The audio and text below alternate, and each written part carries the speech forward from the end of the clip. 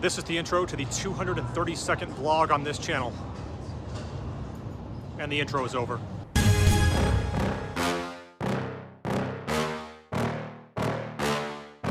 Yeah. Please tell me that I can't, that I won't, that I fail, that I'll never make it out, yeah. Please tell me all the bad, never good, fill my head full of every single doubt, yeah. Please say another Thursday afternoon at PEPPERMILL, Reno. A place where you can overlook an Italian lake while ordering a deli sandwich. A place where, for the second time, a dog named Daisy would make an appearance on this vlog. This one would later win a tournament. A place that when you drive to, you may go by this sign. Is it not the stupidest sign ever? Who the hell rolls by this thing and says, "Oh yeah, baby, free money for me"? And it was a place where one particular poker player made his return after an extended absence. A return that one particular floor person would be particularly excited about. I would get into the second of two 0-5-10 games on table 5. And the first hand to point out is one that would come when we get a short stack 3-bet jamming all-in pre-flop for $120 over a $60 raise. I have pocket jacks, and I 4-bet to 250, expecting to get heads up with this all-in short stack. Instead, and this might be an indicator of how the next several hours would ultimately go, 3 people call. And with 480 in the main pot and 390 in the side pot, the flop comes out King 8-6, 2 spades, and it gets checked to me. I just checked this one back, assuming that the odds of one of these players having a king or a better hand than me had to be pretty good with so much money going in pre-flop. The player I thought most likely to bet was the player on the button. However, he checks this thing back as well. The turn comes an 8, and again, no betting occurs. River double pairs the board, it's a 6, and for the third time it gets checked to me. Now, normally I would bet here with pocket jacks, but normally I wouldn't have a super aggressive player still to act on the button. And I figured getting a bluff out of him was the best way to try to get some money into this pot. I check it to him, and he actually says how he was thinking of betting, but ultimately decided against it. Unfortunately for me, as that side pot would prove to have been my only way to make any money in this hand, as I had everybody that was still in the hand with money behind to play beat, but the initial opener, all-in pre-flop, would show pocket queens. I was also up against pocket 10s in the hand, so I definitely missed out on some value, but it seemed like a pretty thin spot given how many players were still in that hand, though I do end up taking down the side pot. I then folded the best hand when I got blown off an overpair by a player who has been on a lengthy heater of late, so much so that he seems to have altered his entire life as a result of it, but to his credit, I accused him of simply running good, but he wasn't. He was just outplaying me in this hand, as he turned top pair into a bluff, something I didn't think he would do. I lose a few more small pots, and then get a low jack limp with the legendary Mr. Z, middle position 2 in the rock. I have pocket aces in the cutoff and raised to 45. I probably should have made it more, but over the past couple of months, I have done a really good job of getting action on all of my pre-flop raises except the ones that happen when I have pocket aces. That's not a skill that you want to develop, but one I have of late. Button cold calls this raise, and after that happens, 2 others naturally come in as well. The good news was, I have aces, and the 3 loosest players in the game are giving me action. And with 185 in, the flop comes out 7-7-3 rainbow, and it gets checked to me. Now, this is where the bad news kind of comes into play. When you're up against 3 very loose players, it works against you in some spots like this. None of them are going to have overpairs here, hardly ever. And there aren't any draws out there. So chances are, either I'm going to bet into a bunch of hands that missed, or I'm going to bet into a 7. So I figured the play was to check this back and evaluate the turn, which naturally probably included calling some bets. So I check, and the button checks as well, which was critical in this hand. Turn is the 4 of hearts, bringing in a backdoor flush draw into play. And now, Mr. Z bets out 150. Now, obviously, as I mentioned, I really only have one play here, and that is to call. Spoiler alert, I had him beaten this spot. But now the button makes this really interesting, as he tosses in a hockey puck and a black chip, making it 1100. MP2 shows his cards to his neighbor in disgust and mucks them. So now it's on me with $1,000 behind, and he has me covered. It's possible that he turned a full house here, but I figured it was more likely he would continue to slow play that if he did. So, likelihood was that he was indeed slow playing a 7 here. It certainly felt likely in a pot with all those players in it, one of them probably had it, given how wide they can be pre-flop. And I always tell myself, slow playing is simply more common than bluffing in 2023 live poker. I'm convinced of that. I had it in mind on this hand, and I lay the aces down, and he shows 10-7 offsuit and drags the pot. I managed to avoid further disaster. Unfortunately for the player on my right, he would not, as he would lose more than 2,000 with aces as well a couple of hands later when a set was flopped on him. Playing overpairs can be really tricky in games like this one, and it was a game that was playing big. We had multiple pots with several hockey pucks in those pots. This is a mid-session update. I kind of went on tilt earlier when a dealer who just doesn't think things through enough asked the legendary Ken Shamrock, who plays here, if he's ever fought in Las Vegas.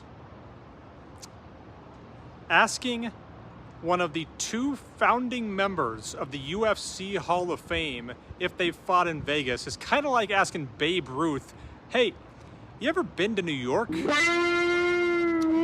that's the end of the update.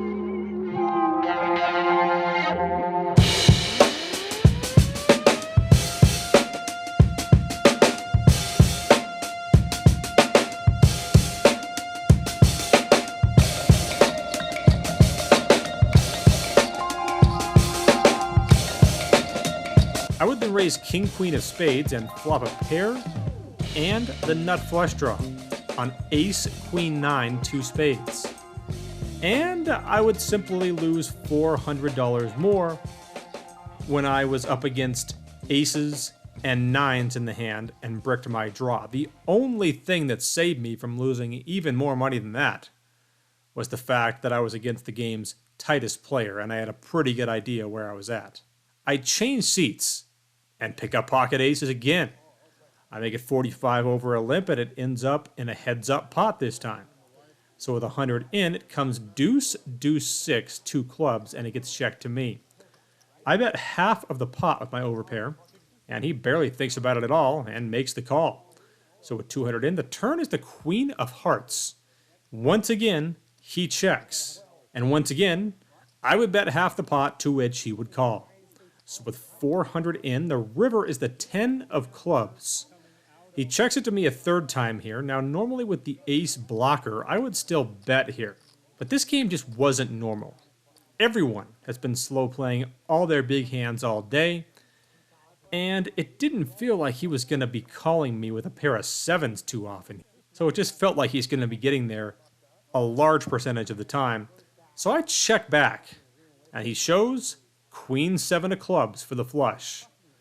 Aces down in flames for the 2nd time on the day, but both hands did have one thing in common, and that's that I was able to avoid disaster despite getting drawn out on. Okay, so what's happening on October 14th? Yes. For anyone that's going to be here. Well, we're all going to be getting wild in our jungle party. What animal are you trying to channel this time? I most certainly will be a tigress. In this next hand, I can skip through the pre-flop action and just get to the good stuff, as I would get my last $980 in the pot with pocket kings against pocket jacks. Now, I asked you to hit the like button in an all-in situation like this a few weeks ago, and sure enough, in that spot, it worked. So, I'll be asking the same thing here if it's not too much trouble. Just under $2,000 in, we're running it twice. The first board comes out clean, but on the second board, there would be a problem as he drills a set of jacks on the flop. But the good news there is that I have the club draw to bail me out, which I would drill immediately, and the board would not pair on the end. I would win both boards. And after a miserable start to the day in what was a very good game at the time, I was right back to where I started with 2,000 in front of me. There would be several all-ins over the next 45 minutes.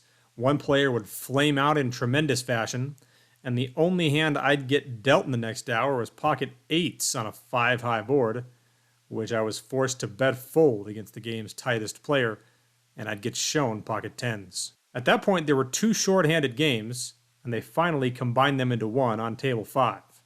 It wasn't nearly as good as it had been the previous couple hours, but it had some potential at that point.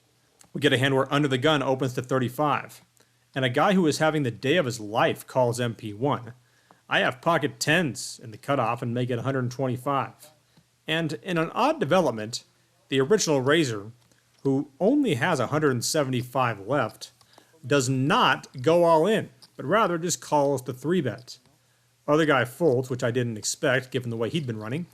And with 290 in, the board comes out Jack 3-4 rainbow, and he jams his last $70 into the pot.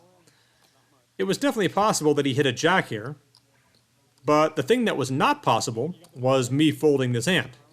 So I toss in the chips, and with 430 in, we'd get a run out that seemed to be pretty clean against a lot of the hands he could have, with 4s pairing on the river. I show my 10s, and it would turn out that I'd won against King 9. Over the next hour, though, the quality of the game would deteriorate. It was already worse than it had been, and it continued to get even worse with more grinders showing up and several OMCs as well. So, I would call it a day. It might not have been the day that I dreamed of, but it was a win nonetheless.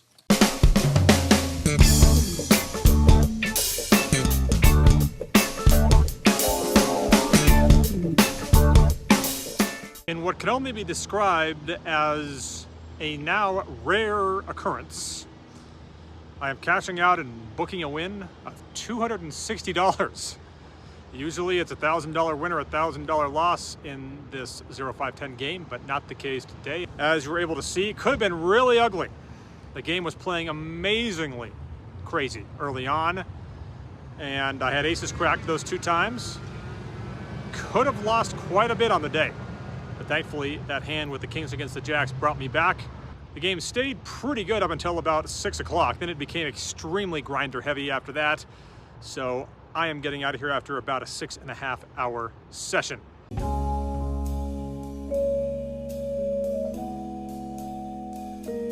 All right, I have decided instead of a question of the week, I just have to tell a story of the week involving a floor man that I find absolutely hilarious.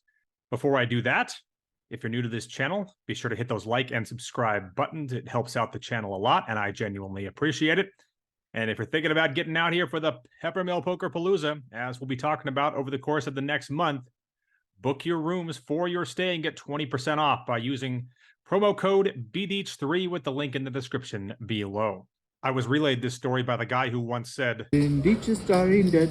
I gave him the chance to tell the story himself. He declined, so I'm going to tell it for him. It was in a tournament some years back when a couple of guys were speaking Farsi to each other, and the floor had come over and said English only. And probably a couple of rounds later, I think the same thing essentially had to be done. I don't think there's really any chance that these guys were talking about anything even related to the poker game, but some people decided to get offended by it and make a stink about it. So the floor finally came back a third time, and he had just had enough.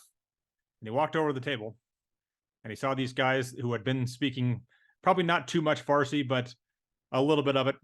And he walked over and he said, "Listen, I'm going to start giving out penalties if I hear one single word that is not English at this table. Capiche?"